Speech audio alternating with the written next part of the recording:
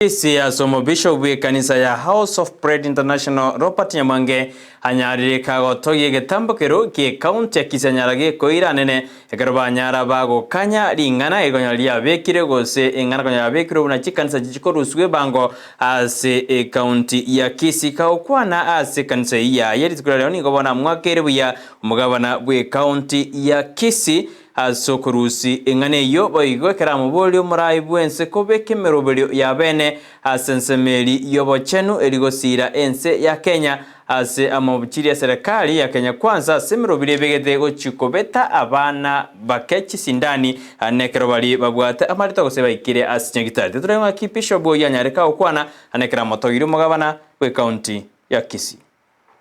Robert Nyamange, we kanisa ya House of Jesus the Bread of Life Ministries International, tole based asomo Keumbu.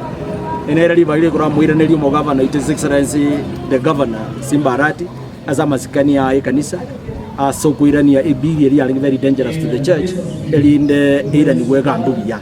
abo ngo tokobolia abajumbe baito ba county assembly barigirige ndokelibia bintu biritwa kwana biruswo alio marembo rabe ekanisa ne ya Nyasaye nabo igo nigo mubwenete no ninwe libaga mu kudurusi bango mungembo mubabigi no 10% yeno. Some of the churches are struggling, and if you do that you are killing them. Nabo igo na taka mu advice mu president yo itotwanjete omo president yo muhoboete Nyasaye